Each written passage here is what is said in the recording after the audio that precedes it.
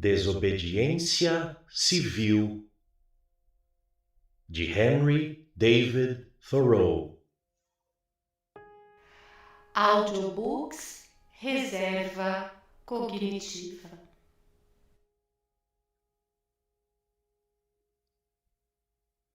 Aceito com entusiasmo o lema: o melhor governo é o que menos governa. E gostaria que ele fosse aplicado mais rápida e sistematicamente. Levado às últimas consequências, este lema significa o seguinte, no que também creio: o melhor governo é o que não governa de modo algum, e quando os homens estiverem preparados, será esse o tipo de governo que terão. O governo, no melhor dos casos, nada mais é do que um artifício conveniente. Mas a maioria dos governos é por vezes uma inconveniência, e todo o governo algum dia acaba por ser inconveniente.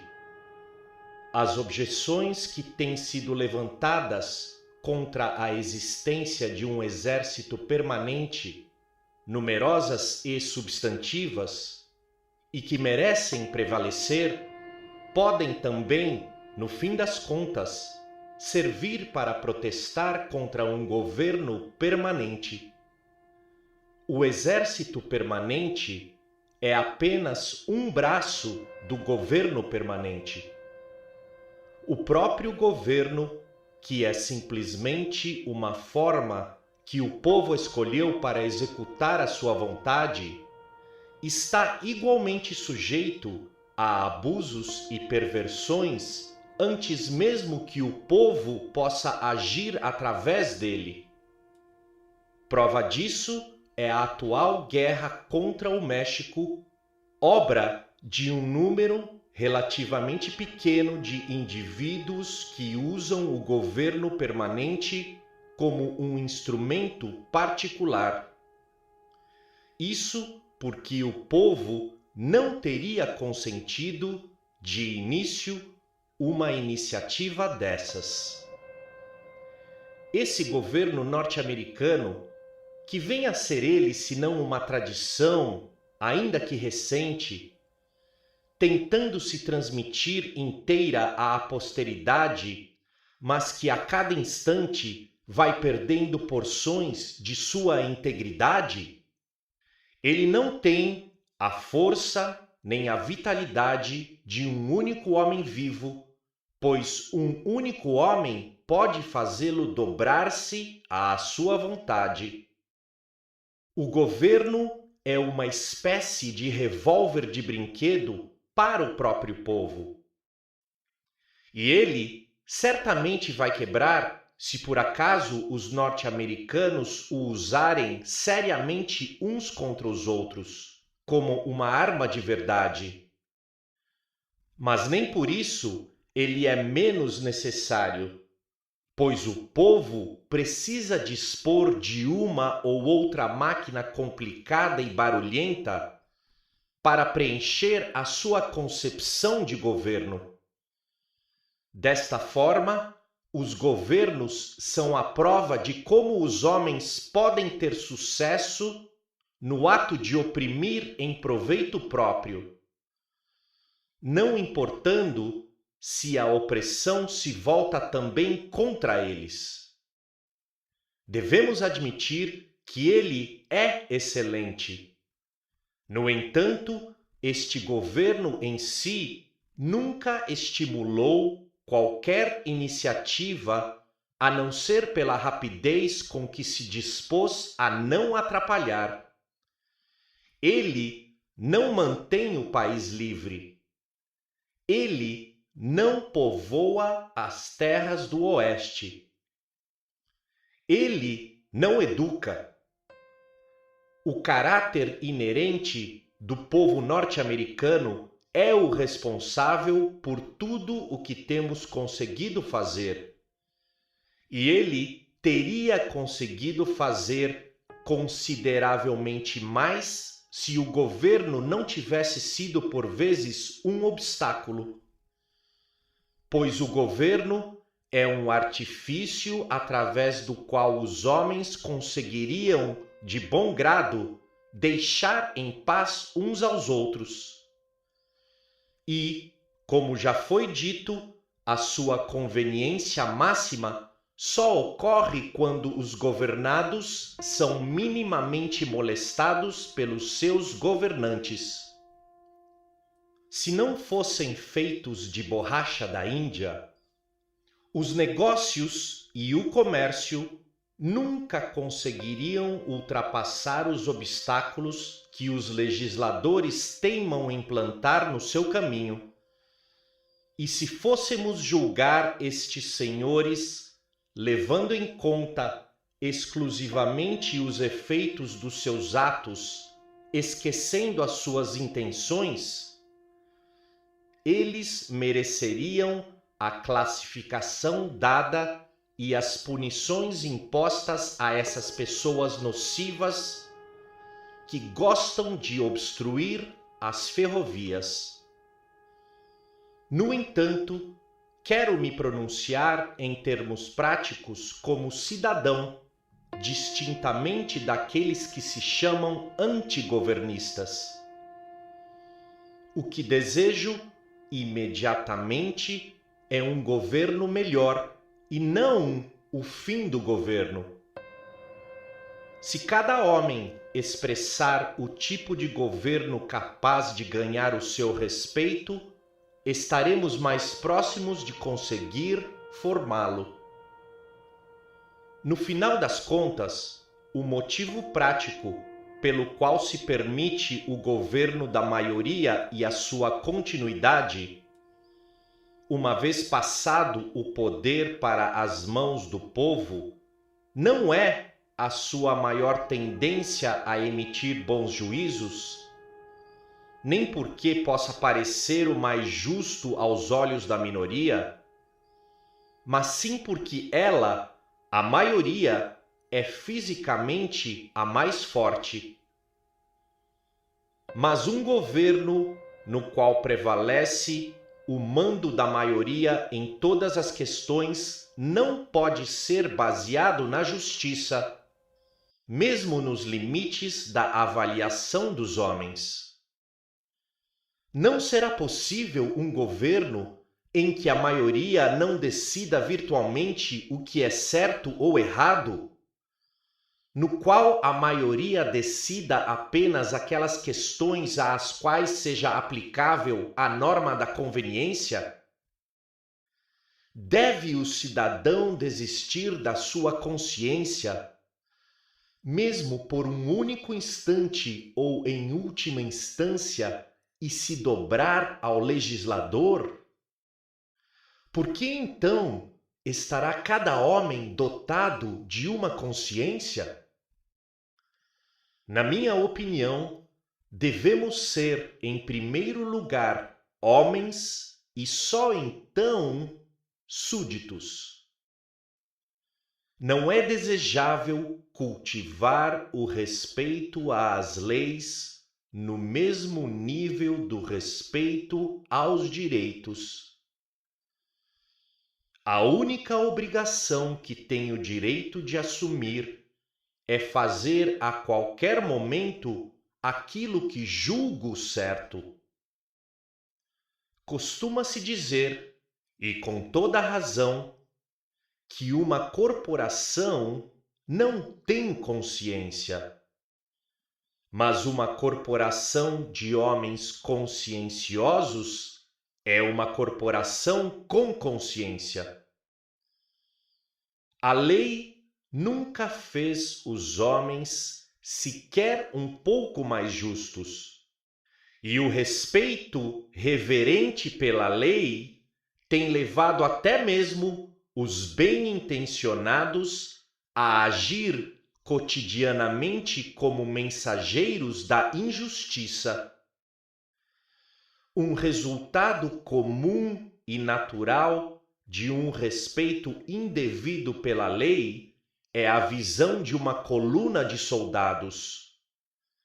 Coronel, capitão, cabos, combatentes e outros, marchando para a guerra numa ordem impecável, cruzando morros e vales contra a sua vontade e, como sempre, contra o seu senso comum e a sua consciência.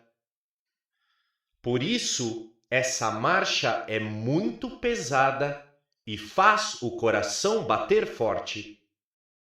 Eles sabem perfeitamente que estão envolvidos numa iniciativa maldita. Eles têm tendências pacíficas. O que são eles, então? Chegarão a ser homens? Ou pequenos fortes e paióis móveis, a serviço de algum inescrupuloso detentor do poder? É só visitar o estaleiro naval e contemplar um fuzileiro. Eis aí o tipo de homem que um governo norte-americano é capaz de fabricar ou transformar com a sua magia negra uma sombra pálida, uma vaga recordação da condição humana, um cadáver de pé e vivo que, no entanto, se poderia considerar enterrado sob armas com acompanhamento fúnebre, embora possa acontecer que nenhum rufar se ouviu, nenhum silente toque, enquanto seu corpo à muralha levamos. Nenhum soldado disparou seu tiro de adeus sobre o túmulo onde nosso herói nós enterramos. Desta forma, a massa de homens serve ao Estado não na sua qualidade de homens, mas sim como máquinas, entregando os seus corpos. Eles são o exército permanente, a milícia, os carcereiros, os policiais, posse-comitás e assim por diante. Na maior parte dos casos, não há qualquer livre exercício de escolha ou de avaliação moral. Ao contrário, estes homens nivelam-se à madeira, à terra e às pedras. E é bem possível que se consigam fabricar bonecos de madeira com o mesmo valor de homens desse tipo. Não são mais respeitáveis do que um espantalho ou um monte de terra. Valem tanto quanto cavalos e cachorros. No entanto, é comum que homens assim sejam apreciados como bons cidadãos. Há outros, como a maioria dos legisladores, políticos, advogados, funcionários e dirigentes, que servem ao Estado principalmente com a cabeça, e é bem provável que eles sirvam tanto ao diabo quanto a Deus, sem intenção, pois raramente se dispõem a fazer distinções morais. Há um número bastante reduzido que serve ao Estado também com a sua consciência. São os heróis, patriotas, mártires, reformadores e homens, que acabam por isso necessariamente resistindo, mais do que servindo. E o Estado trata-os geralmente como inimigos. Um homem sábio só será de fato útil como homem e não se sujeitará à condição de barro a ser moldado para tapar um buraco e cortar o vento, ele preferirá deixar esse papel, na pior das hipóteses, para as suas cinzas. Nasci nobre demais para ser propriedade, para ser segundo no comando ou serviçal utilizável e instrumento de qualquer soberano estado deste mundo. Os que se entregam completamente aos seus semelhantes são por eles considerados inúteis e egoístas. Mas aqueles que se dão parcialmente são entronizados como benfeitores e filantropos. Que comportamento digno deve ter um homem perante o atual governo vigente nos Estados Unidos? A minha resposta é que ele inevitavelmente se degrada pelo fato de estar associado a ele. Nem por um minuto posso considerar o meu governo uma organização política que é também o governo do escravo.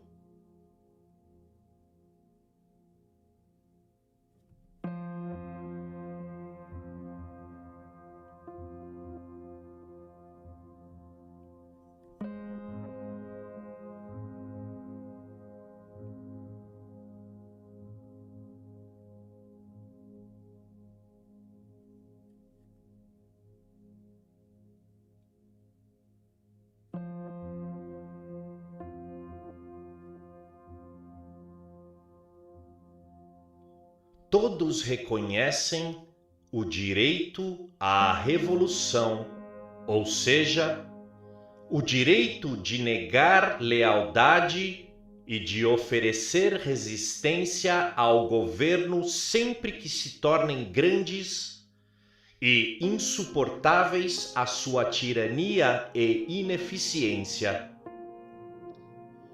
No entanto, quase todos dizem que tal não acontece agora. Consideram, porém, que isso aconteceu em 1775.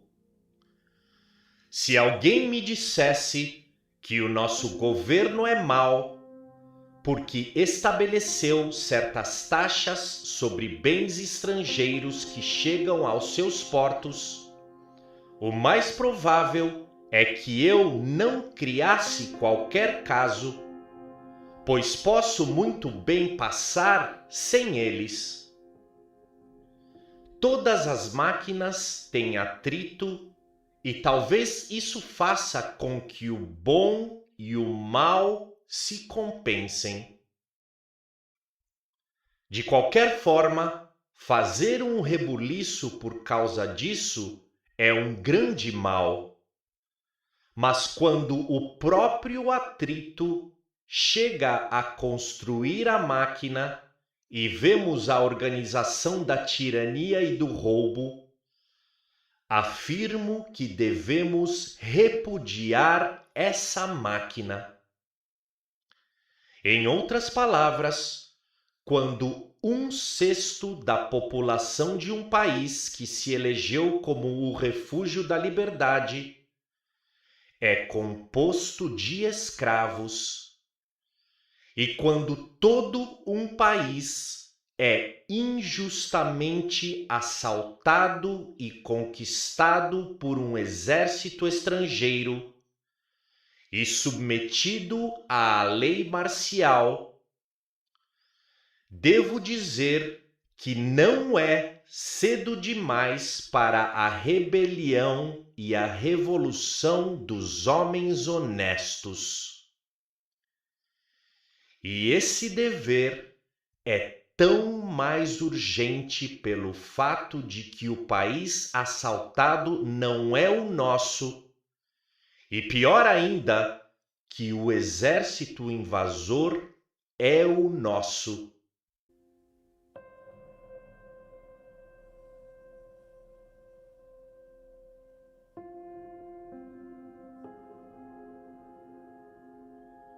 William Paley, uma autoridade em assuntos morais, tem um capítulo intitulado Duty of Submission to Civil Government.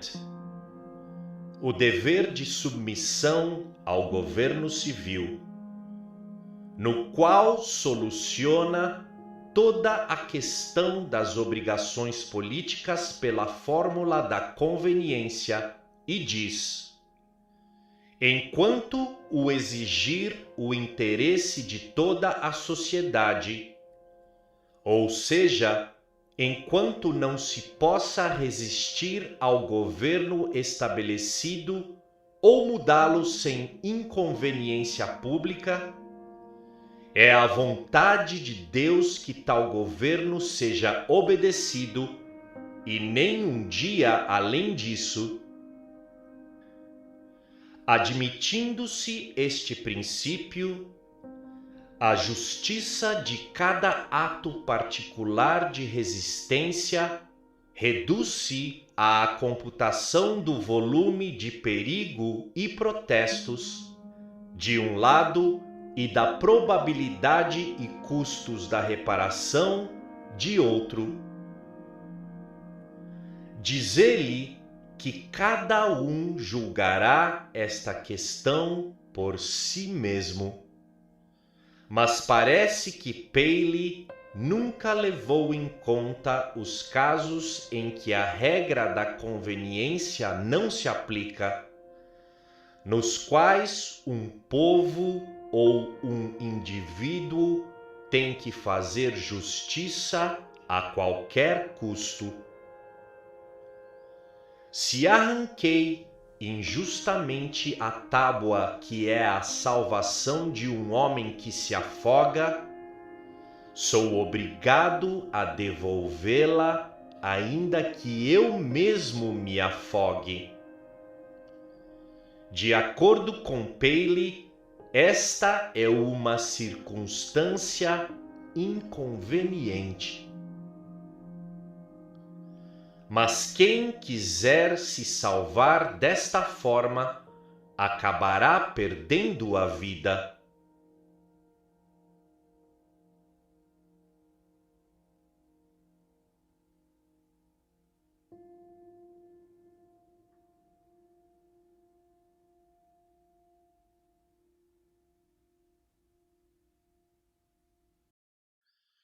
O povo norte-americano tem que pôr fim à escravidão e tem que parar de guerrear com o México, mesmo que isso lhe custe a existência enquanto povo.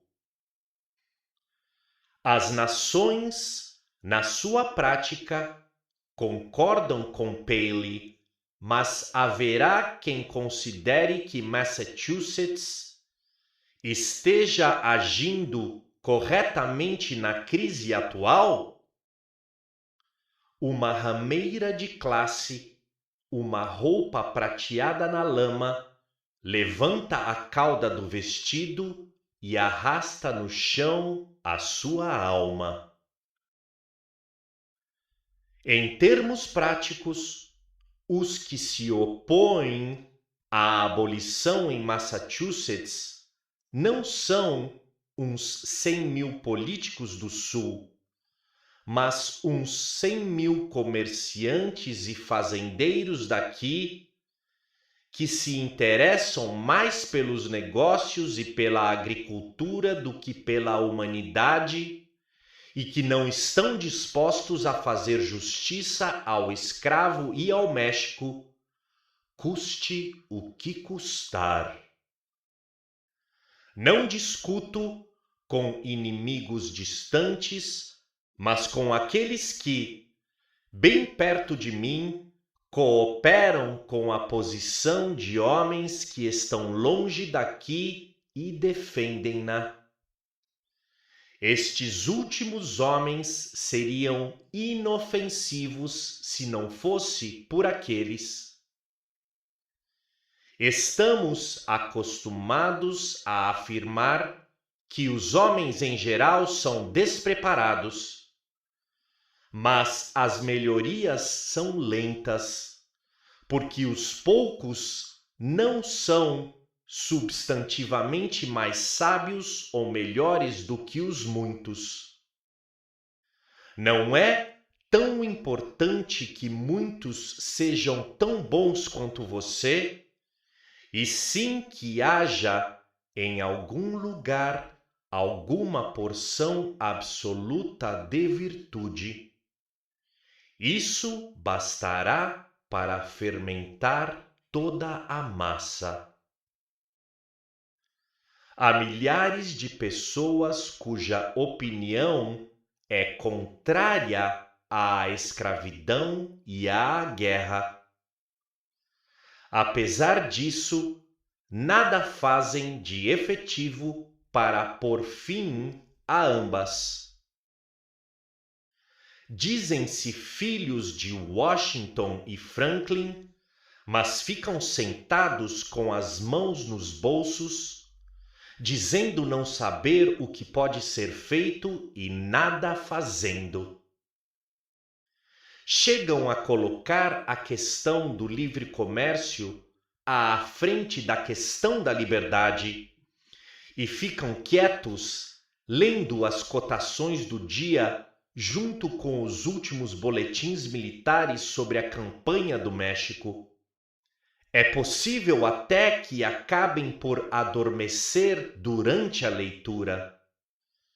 Qual é hoje a cotação do dia de um homem honesto e patriota? Eles hesitam, arrependem-se e às vezes assinam petições, mas nada fazem de sério ou de efetivo. Com muito boa disposição, preferem esperar que outros remediem o mal, de forma que nada reste para motivar o seu arrependimento. No melhor dos casos, nada mais farão do que depositar na urna um voto insignificante. Cumprimentar timidamente a atitude certa e, de passagem, desejar-lhe boa sorte. Há 999 patronos da virtude e apenas um homem virtuoso. Mas é mais fácil lidar com o verdadeiro dono de algo do que com seu guardião temporário. Toda a votação é um tipo de jogo, tal como damas ou gamão, com uma leve coloração moral, onde se brinca com o certo e o errado sobre questões morais. E é claro que há apostas neste jogo. O caráter dos eleitores não entra nas avaliações. Proclamo o meu voto, talvez, de acordo com meu critério moral, mas não tenho um interesse vital de que o certo saia vitorioso. Estou disposto a deixar essa decisão para a maioria. O compromisso de votar desta forma nunca vai mais longe do que as conveniências. Nem mesmo o ato de votar pelo que é certo implica fazer algo pelo que é certo. É apenas uma forma de expressar publicamente o meu anêmico desejo de que o certo venha a prevalecer. Um homem sábio não deixará o que é certo nas mãos incertas do acaso e nem esperará que a sua vitória se dê através da força da maioria. a escassa virtude nas ações de massa dos homens. Quando finalmente a maioria votar a favor da abolição da escravatura, das duas uma, ou ela será indiferente à escravidão, ou então restará muito pouca escravidão a ser abolida pelo seu voto.